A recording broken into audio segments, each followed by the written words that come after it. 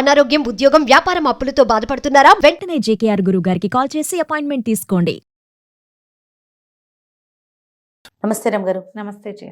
రమగారు, మనం మహాభారతంలో చిన్న కథలు ఇవి కొన్ని చెప్పుకుంటూ ఉన్నాం. అందులో భాగంగా ఏదైనా ఒక కథ చెప్పుకుందామండి.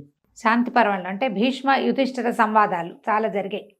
ఆయన అంపశయ్య మీద ఉన్నప్పుడు రోజు ధర్మరాజు వెళ్ళేవాడు ఆయన కలవడానికి. వెళ్ళినప్పుడల్లా రాజకీయపు సలహాలు, ఎట్లా మనం సామ్రాజ్య పాలన ఏ రకంగా చేయాలి అలాంటి విషయాలు కొన్ని, తర్వాత అసలు జీవితానికి ఉపయోగపడేవి కొన్ని ప్రశ్నలు, అట్లా కొన్ని ప్రశ్నల్లో భాగంగా ఆయన అడిగాడట. ఇప్పుడు సహాయకులు, రాజుకి సహాయకులు ఉండాలి ఖచ్చితంగా. ఒక ప్రభుత్వం నడపాలంటే కావద్దు, మరి ఒక పెద్దవాడు, ఒక నాయకుడికి ఎలాంటి సలహా, ఎలాంటి వాళ్ళు ఉండాలి.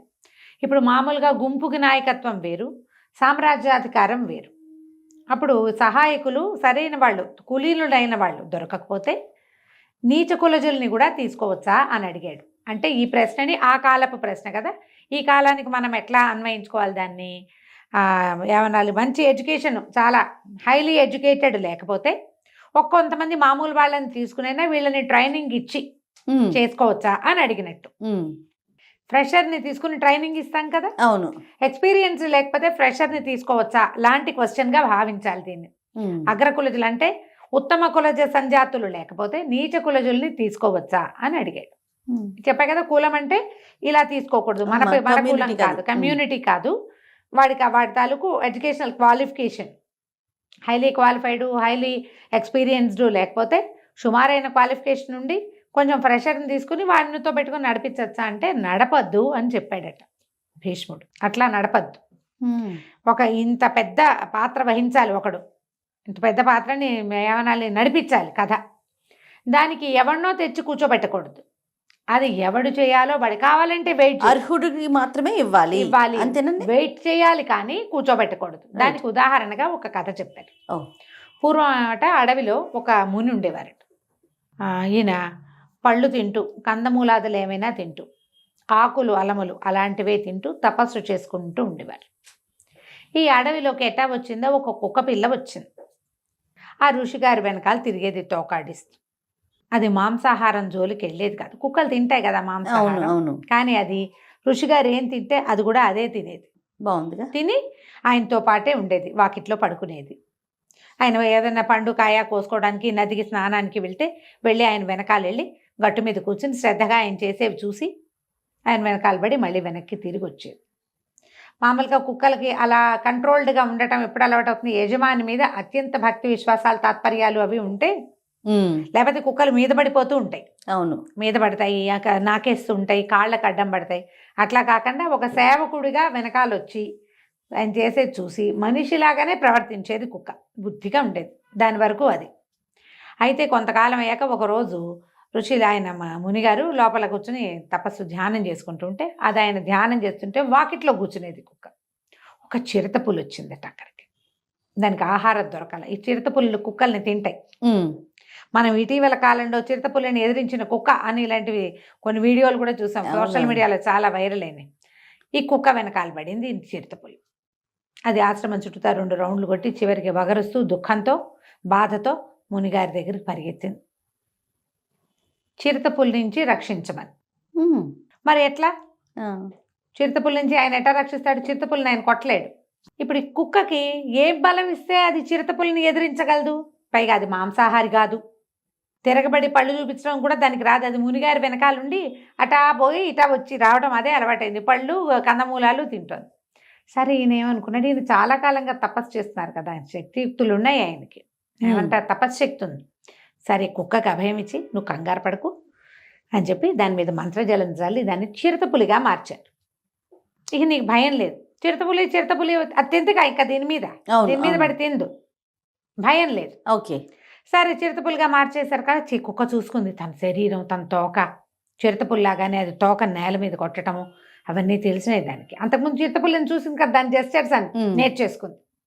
ఇక నిర్భయంగా అడవిలో తిరగటం మొదలుపెట్టింది. అంతకుముందు కుక్కగా ఉన్నప్పుడు దానికి అన్నిటిని చూసి భయం వేసేది. అందుకని ఎక్కడ తిరగకుండా ఆశ్రమం బాకిట్లోనే కూర్చుని ఉండేది. ఇప్పుడు అటు ఇటు శుభ్రంగా తిరిగి వచ్చి ఆశ్రమం బాకిట్లో పడుకోవటం మొదలుపెట్టింది. రోజులు గడిచాయి. ఆ ప్రాంతానికి ఒక పెద్ద పులి వచ్చింది. ఓకే, ఈ పెద్ద పులి అదేంటంటే చిరుత పులులను చూస్తే ఒక రకమైన చిరాకు దానికి. ఏదో చిరుత పులి దాని ఆహారం మీదకి వచ్చింది ఎప్పుడో. చిరుత పులులు పారాసైట్స్గా కూడా ఉంటాయి అప్పుడప్పుడు.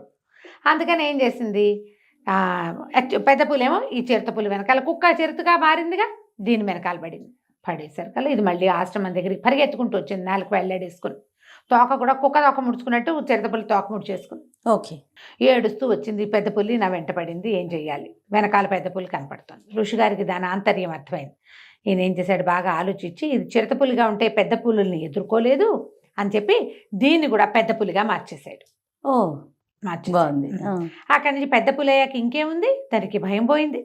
శుభ్రంగా హాయిగా మాంసాహారం తింటూ దొరికిన దాన్ని పులిలాగానే, పులి కూడా వచ్చేసింది దాన్ని, అంతే. వేటాడుకుంటూ బ్రహ్మాండంగా వేటలు అవి ఆడుతూ బాగా తిని మదించి, కానీ వచ్చి ఆశ్రమం వాకిట్లోనే పడుకునేది.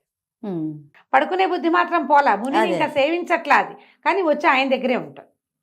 ఒకనాడు ఏమైంది, ఒక మదగజం, ఒక ఏనుగు వచ్చింది అడవిలోకి. అడవిలో ఏనుగులకి ఉండుండే రట్టు వస్తుంది, దానికి వాటికి తెక్కొస్తుంది కదా, అది పరిగెత్తుకుంటూ వచ్చి పులి మీద పడింది. పెద్ద పులి పరిగెత్తుకుంటూ వచ్చింది, కుక్క పెద్ద పులి. మళ్ళీ వచ్చి గురువుగారి దగ్గర నుంచి, గురువుగారు ఏం చేశాడు, ఈసారి దీన్ని కూడా ఏనుగుగా మార్చేశాడు. ఏనుగు ఇంకా ఏనుగు వెనకాల ఏం పడుతుంది, అంతేగా, ఏనుగుగా తింటూ చెట్ల కొమ్మలు అవి ఇవి విరుచుకుని తింటూ తిరగటం మొదలుపెట్టింది. కొన్ని రోజులు గడిచి ఏనుగుగా ఉన్నా కూడా అది వచ్చి వాకిట్లోనే కూర్చునేది. ఋషిగారి వాకిట్లోనే కూర్చున్నది ఆశ్రమం బయట. ఓకే. ఇంకా కొన్ని రోజులు గడిచాయి, దానికి ఏనుగులాగా బిహేవ్ చేయడాలన్నీ బాగా వచ్చినాయి.